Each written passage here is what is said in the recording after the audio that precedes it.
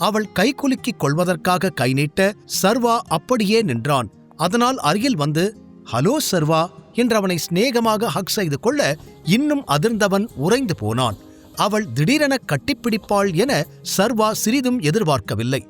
சில நொடிகளில் தன்னை மீட்டுக்கொண்டு ஷிவானியை பார்ப்பதற்காக நிமிர்ந்தவன் வெளியிலிருந்து ஒரு பெண் தன்னை பார்ப்பதை கவனித்து சட்டென ஷிவானியை தன்னிடமிருந்து விலக்கிவிட்டான். அவன் திடீரென தன்னை தள்ளிவிட்டதில் புரியாமல் பார்த்தாள் ஷிவானி. வெளியிலிருந்து சர்வாவை பார்ப்பது யார்? சர்வாவுடன் பிசினஸ் விஷயமாக பேசுவதற்கு அவன் ஆபீஸ் வந்திருந்தாள் ஷிவானி. சர்வா அவளுடன் ஹேண்ட்ஷேக் செய்வதற்காக கை நீட்ட அவளோ அவனை நெருங்கி வந்து சிநேகமாக கட்டிப்பிடித்தாள். அதில் சர்வா சில நொடிகள் அதிர்ந்து நின்றான்.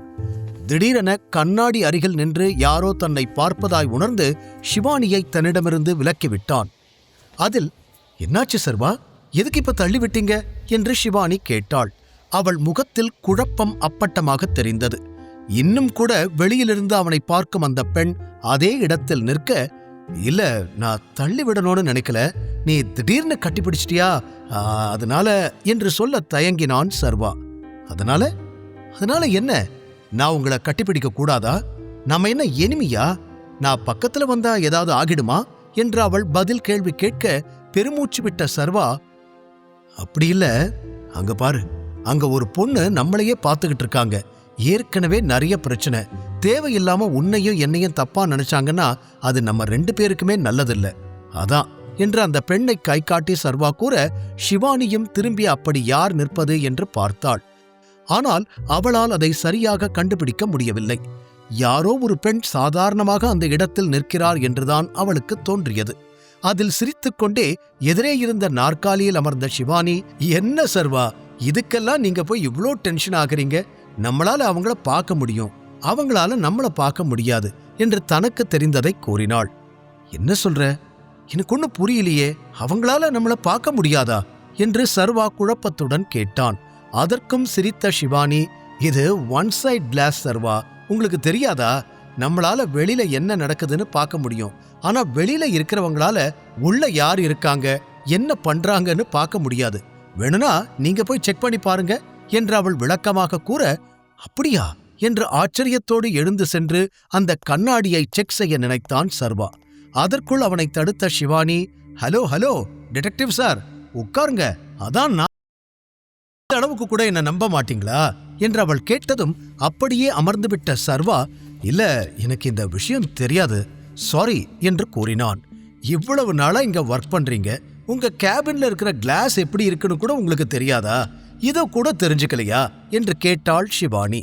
அதற்கு, நான் வேலையில ரொம்ப பிஸியா இருந்துட்டேனா, எனக்கு வேற எதுக்குமே டைம் இல்ல, கண்ணாடிய பத்தியெல்லாம் என்னால யோசிக்க முடியல.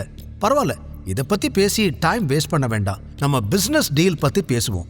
என்ன விஷயம் சொல்லுங்க என்று கைகளை கட்டிக்கொண்டு ஆளுமையுடன் கேட்டான் சர்வா. ஷோர் ஷோர், அதுக்காகத்தானே வந்திருக்கேன் என்று கூறி கால் மேல் கால் போட்டு அமர்ந்தாள் ஷிவானி. ஒரு முறை அவளை பின்னால் திரும்பி பார்த்துவிட்டு, நீ தனியா வந்திருக்கியா? உன்கூட செக்ரட்டரிஸ் யாரும் வரலையா? உனக்கு சொந்தமா கம்பெனி இருக்குன்னு சொன்ன என்று சந்தேகமாக கேட்டான். செக்ரட்டரிஸ் எல்லாம் இருக்காங்க, ஆனா உங்ககிட்ட படத்துக்கு போக 2 டிக்கெட் தான் இருக்கு, அதனாலதான் அவங்கள யாரையும் நான் கூட்டிட்டு வரல. எப்படி இருந்தாலும் மீட்டிங் முடிஞ்சதும் நாம 2 பேரும் படத்துக்கு போக போறோம், கரெக்ட் என்று அவள் கேட்டதும் சிரித்த சர்வா தலையாட்டினான். Okay, let's begin. உங்களுக்கு என்ன ரெக்குவயர்மெண்ட் இருக்கு? என்ன டீலுக்காக நீங்க என்ன மீட் பண்ணணும்னு சொன்னீங்க என்று கேஷுவலான குரலிலிருந்து ப்ரொஃபஷனலாக கேட்டான்.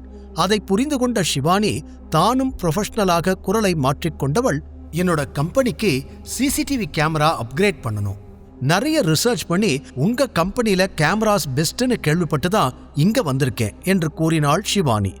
நீங்க சொல்றத கேட்கும்போது ரொம்ப சந்தோஷமா இருக்கு.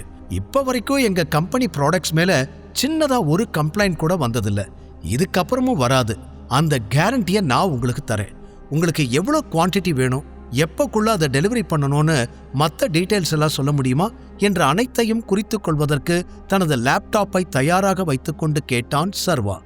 ஃபுல் ஆர்டர் கொடுக்கறதுக்கு முன்னாடி நான் ப்ராடக்டை ஒரு முறை டெஸ்ட் பண்ணி பார்க்கணும்னு நினைச்சேன். ஆனா இப்போ இந்த கம்பெனியோட பொறுப்பு உங்க கையில இருக்குன்னு தெரிஞ்ச அப்புறம் அது தேவையில்லைன்னு எனக்கு தோணுது. அதனால என் கம்பெனிக்கு ஒரு 2000 யூனிட் சிசிடிவி கேமரா ரெடி பண்ணிடுங்க. என் கம்பெனி இல்லாம சில பார்ட்னர்ஸ் கம்பெனிஸ் இருக்காங்க, அவங்களுக்கும் தேவைப்படும். ஸோ அவங்களுக்கு ஒரு 2000 யூனிட்ஸ் வேணும், டோட்டலா 4000 யூனிட்ஸ் வேணும் என்று பெருமையுடன் அனைத்தையும் சொல்லி முடித்துவிட்டு சர்வாவின் முகத்தை பார்த்தாள் ஷிவானி. சர்வா முகத்தில் லேசான புன்னகை. தலையாட்டிவிட்டு நிமிர்ந்தவன், 4000 யூனிட்ஸ், பெரிய ஆர்டர். என்ன நம்பி நீ இந்த ஆர்டர்ஸ் கொடுக்கறது எனக்கு ரொம்ப பெருமையா இருக்கு. அப்புறம் இன்னொரு விஷயம், ப்ராடக்ட்ஸ் ரெடி பண்றதுக்கு தனி காஸ்ட், அதை உங்க கம்பெனில வந்து இன்ஸ்டால் பண்றதுக்கு தனியா செலவாகும். பட் நாங்க அதிகமா சார்ஜ் பண்ண மாட்டோம் என்று சர்வா தெளிவாக கூறிவிட, மற்ற கம்பெனி எல்லாம் ஃப்ரீ இன்ஸ்டாலேஷன் சொல்லிட்டு அதை ப்ராடக்ட் காஸ்ட் கூட ஆட் பண்ண சொன்னாங்க. நீங்க நேர்மையா சொன்னது எனக்கு ரொம்ப சந்தோஷம். அது எவ்வளோ இருந்தாலும் ஒன்றும் பிரச்சனை இல்லை. டெலிவரி எப்ப கிடைக்கும் என்று ஷிவானியும் கைகளை கட்டிக்கொண்டு கேட்க, உடனே பண்ண முடியும்னு என்னால உங்ககிட்ட பொய் சொல்ல முடியாது. கம்பெனியில கொஞ்சம் சப்ளை இஷ்யூஸ் இருக்கு, எல்லாத்தையும் நாங்க சரி பண்ணிட்டு இருக்கோம். எங்க என்ஜினியரிங் டீம் கடுமையா ஒர்க் பண்ணிட்டு தான் இருக்காங்க. அதனால சீக்கிரமே சப்ளை நாங்க நினைச்ச அளவுக்கு இன்க்ரீஸ் ஆயிடும்.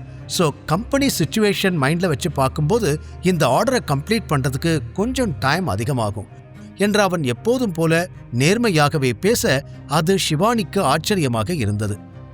நோ ப்ராப்ளம், எவ்வளோ டைம் வேணுமோ எடுத்துக்கோங்க, ஆனா ப்ராடக்ட் குவாலிட்டியா இருக்கணும், அதுல எந்த காம்ப்ரமைஸும் பண்ணக்கூடாது. இந்த மாசமே ஸ்டார்ட் பண்ணிடுவீங்க தானே, இல்ல அதை விட லேட் ஆகுமா என்று இறுதியாக ஷிவானி கேட்க, சொன்ன எல்லாமே ஓகே, முடிஞ்ச வரைக்கும் நாங்க ப்ரொடக்ஷன் இந்த மந்த்ல ஸ்டார்ட் பண்ணிடுவோம். எல்லாமே ரிட்டன் கான்ட்ராக்ட் உங்களுக்கு வந்துடும். இந்த வீக்ல கான்ட்ராக்ட் ரெடி பண்ணி உங்களுக்கு நான் சென்ட் பண்றேன். அதுக்கப்புறம் நாம அடுத்தடுத்த வேலைகளை ஆரம்பிக்கலாம் என்று சர்வா டீலை முடித்திருந்தான். ஓகே, எனக்கு பிரச்சனை இல்லை. கான்ட்ராக்ட் ரெடி ஆனதும் நீங்க சொல்லி அனுப்புங்க. டோட்டலா எவ்வளோ அமௌண்ட் வருதோ அதுல பாதியா அட்வான்ஸா முன்னாடியே நாங்க பே பண்ணிடுறோம், மீதியை டெலிவரி பண்ணும்போது பே பண்ணிடுறோம் என்று ஷிவானி சொல்ல, ஓகே ஃபைன் என்று சிரித்தான் சர்வா. ஓகே, டீல் ஃபைனல் ஆயிடுச்சு. இதுக்கு மேல இதை பத்தி பேசுறதுக்கு எதுவும் இல்லை. வந்த வேலை முடிஞ்சிருச்சுன்னா நம்ம மூவிக்கு கிளம்பலாமா என்று ஷிவானி கேட்க சிரித்த சர்வா லேப்டாப்பை மூடி வைத்துவிட்டு அவளை நிமிர்ந்து பார்த்தவன், கிளம்பலாமே என்று கூறினான். ஷிவானி எழுந்து நிற்க சர்வா ஷிவானி இருவரும் அறையிலிருந்து வெளியே வந்தனர். அப்போது, நீ கார்கிட்ட போய் வெயிட் பண்ணு, நான் என் செக்ரட்டரி கிட்ட பேசணும், ஒரு 2 மினிட்ஸ்ல வந்துடுறேன் என்று தனது போனையும் டிக்கெட்டுகளையும் பாக்கெட்டுக்குள் வைத்துக்கொண்டே கூறினான் சர்வா. ஓகே, ரொம்ப நேரம் வெயிட் பண்ண வச்சிடாதீங்க என்று கூறிய ஷிவானி வெளியில் சென்று அவனுக்காக காத்திருந்தாள். சர்வா நேராக திவ்யாவிடம் வந்தவன், நான் இப்போ முக்கியமான வேலையா வெளியே போறேன், அதனால சில டீடைல்ஸ் மட்டும் உங்ககிட்ட சொல்லணும். ஒரு பெரிய கான்ட்ராக்ட் நமக்கு கிடைச்சிருக்கு, ப்ரொடக்ஷனை உடனே இன்க்ரீஸ் பண்ணி ஆகணும். ஸோ மாயா கிட்ட சொல்லி இன்னும் நிறைய இன்ஜினியர்ஸை வேலைக்கு எடுக்க சொல்லுங்க, அதுவும் உடனே எடுக்கணும் என்று சர்வா அடுத்தடுத்து கூற, அனைத்தையும் குறித்து கொண்ட திவ்யா, ஓகே சார், நான் எல்லாத்தையும் பார்த்துக்கிறேன் என்று கூறியதும் வெளியில் வந்து ஷிவானியின் காரில் ஏறினான் சர்வா. நாம ஃபர்ஸ்ட் எங்க போக போறோம் என்று அவன் கேட்க, பக்கத்துல ஆலியா புட்டிக் இருக்கு, அங்கதான் நாம போக போறோம். அங்க ட்ரெஸ் எடுத்துட்டு அங்கேயே சேஞ்ச் பண்ணிக்கலாம், உங்களுக்கு ஓகே தானே என்று ஷிவானி கேட்க, சர்வா ஆலியாவின் பெயரை கேட்டதும் லேசாக புன்னகைத்து விட்டு சரி என்று தலையாட்டினான். அது மிகப்பெரிய ஷோரூம் என்பதால் சர்வா வேண்டாம் என மறுப்பான் என ஷிவானி நினைத்திருக்க, அவன் உடனே ஒப்புக்கொண்டதே அவளுக்கு ஆச்சரியமாக இருந்தது. அதை குறித்து கொண்டாள். ஆனால் சர்வாவிடம் டைகர் மெம்பர்ஷிப் கார்டு இருக்கிறது, அதை வைத்து ஆலியாவின் கடையில் என்ன வேண்டுமானாலும் வாங்கலாம் என்பது ஷிவானிக்கு தெரியாமல் போனது. பின் கார் அங்கிருந்து கிளம்ப இருவரும் ஆலியாவின் கடையை நோக்கிச் சென்றனர். இந்த மாலை நேரம் எதை பற்றியும் யோசிக்காமல் ஷிவானியுடன் மகிழ்ச்சியாக பொழுதை கழிக்க வேண்டும், வேறு யாரை பற்றியும் யோசிக்க கூடாது என்று தனக்குத்தானே சொல்லிக்கொண்ட சர்வாவிற்கு திடீரென பிரவீன் ஞாபகம் வந்தது. இந்த நொடி பிரவீன் மட்டும் அவன் கண் முன்னால் வந்தால் நிச்சயம் அடித்து அவன் முகத்தை பஞ்சராக்கி இருப்பான் சர்வா. இப்ப அவன் என்ன பண்ணிக்கிட்டு இருப்பான்? வேதிகா கூட இருப்பானோ? ஒருவேளை அவளுக்கு கிஸ் கொடுத்துட்டு இருந்தானா என்று சர்வாவின் கற்பனை குதிரைகள் அங்கும் இங்கும் ஓடிக்கொண்டிருக்க, அதியமான் தாத்தாவோட பர்த்டே வருது, நீங்க என்ன பண்ண போறீங்க என்று ஷிவானி கேட்ட கேள்வியில் அனைத்தையும் நிறுத்திவிட்டு, அவருக்கு பர்த்டே வருதா, எப்போ என்று கேட்டான் சர்வா. என்ன சர்வா, உங்களுக்கு எதுவுமே தெரியாதா? நீங்க அந்த வீட்டில தானே இருக்கீங்க, உங்ககிட்ட யாருமே சொல்லலையா என்று ஷிவானி கேட்க, சர்வா லேசாக சிரித்து கொண்டான். அவனுக்கு அதியமானின் பிறந்தநாள் தெரிந்தால் அவருக்கு ஏதாவது பரிசு வாங்கி கொடுத்து அவர் மனதில் இடம் பிடித்து விடுவான் என தெரிந்து யாரும் அவனிடம் கூறவில்லை என அவனுக்கு புரிந்தது. அதனால் அவர் பர்த்டே எப்ப வருது என்று ஷிவானியிடமே கேட்டான். இன்னும் ஒரு வாரம் இருக்கு, அடுத்த மாசம் 5ஆம் தேதி என்று கூறினாள். தலையாட்டிவிட்டு, அட்லீஸ்ட் நீயாவது என்கிட்ட சொன்னியே என்று சர்வா கூற ஷிவானிக்கு அதற்கு என்ன பதில் சொல்வதென்று தெரியவில்லை. அதனால் கார் ஓட்டுவதில் கவனமானாள். அவருக்கு பிடிச்ச மாதிரி ஏதாவது கிஃப்ட் வாங்கி கொடுக்கணும், அந்த வீட்லயே கொஞ்சம் என்கிட்ட மரியாதையா நடந்துக்கிறது அவர்தான் என்று யோசித்த சர்வா என்ன கிஃப்ட் கொடுக்கலாம் என்பதையும் சிந்திக்க ஆரம்பித்தான். அப்போது ஆலியா அவனுக்கு கொடுத்த அந்த 12 கோடி ரூபாய் வாட்ச் ஞாபகம் வந்தது. இல்ல, அது எனக்கு கிஃப்டா கொடுத்தது, அதை எப்படி இன்னொருத்தருக்கு கொடுக்க முடியும்? அதுவும் இல்லாம இவ்ளோ பெரிய கிஃப்ட கொடுத்தா அங்க இருக்கிறவங்களுக்கு எல்லாம் என் மேல சந்தேகம் வரும், திருடிட்டு வந்தியா அது இதுன்னு கேட்டு பிரச்சனை பண்ணுவாங்க என்று நினைத்தவன் அந்த எண்ணத்தை அப்படியே கைவிட்டு விட்டான். முழு கதையையும் கேட்டு மகிழ பாக்கெட் FM ஆப்பை டவுன்லோட் செய்யுங்கள். லிங்க் டிஸ்கிரிப்ஷனில் கொடுக்கப்பட்டுள்ளது.